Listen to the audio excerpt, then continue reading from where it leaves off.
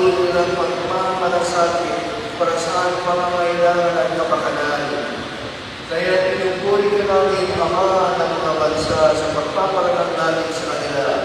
Pagkalawan mo sila sa araw na ito ng iyong katatagan at banal na kapangyarihan upang patuloy silang maging sa isang mo.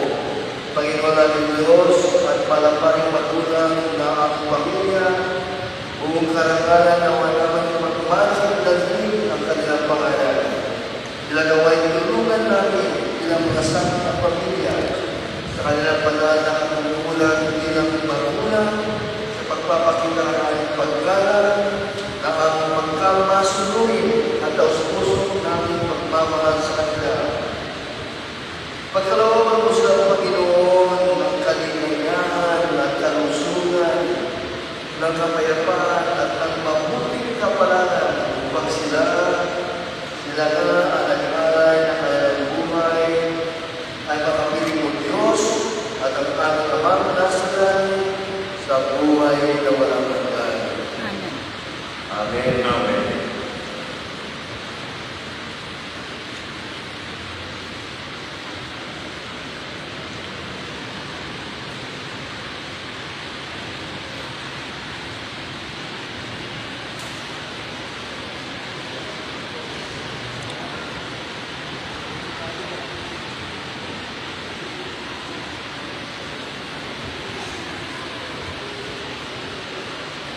Panalangin para sa araw ng mga ama.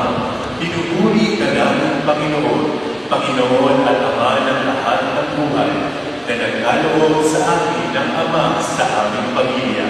Sa araw na ito, inalala namin sila at nagpapasalamat kami sa iyo para sa mga mabubuting bagay na napasakamin dahil sa kanila. Ang pagmamahal nila sa amin ay tanda ng iyong banal na pagsuyo at pakikibahagi sa iyong banal na pag-ibig. Sa lamin ng iyong banal na pangangalaga, ang pagtuloy nilang pagmamalasakit para sa aming pangangailangan at kapakanan. Kaya pinupuri ka namin, Ama ng mga bansa, sa pagpaparangal namin sa kanila. Pagkalooban mo sila sa araw na ito ng iyong katatagan at banal na kapangyarihan upang patuloy silang maging sagisag mo. Panginoon naming Diyos at manaparing magulang ng aming pamilya, buong karangalan nawa naming ipagmalaking natin ang kanilang pangalan.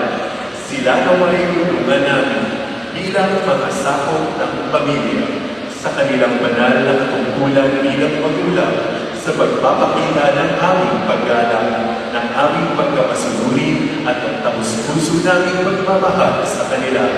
Pagkalooban mo sila, Panginoon, ng kaligayahan at kalusugan, ng kapayapaan at ng mabuting kapalaran upang sila na nag-alay ng kanilang buhay ay makapilong mo Diyos at aming Amang nasa langit sa buhay na walang hanggan.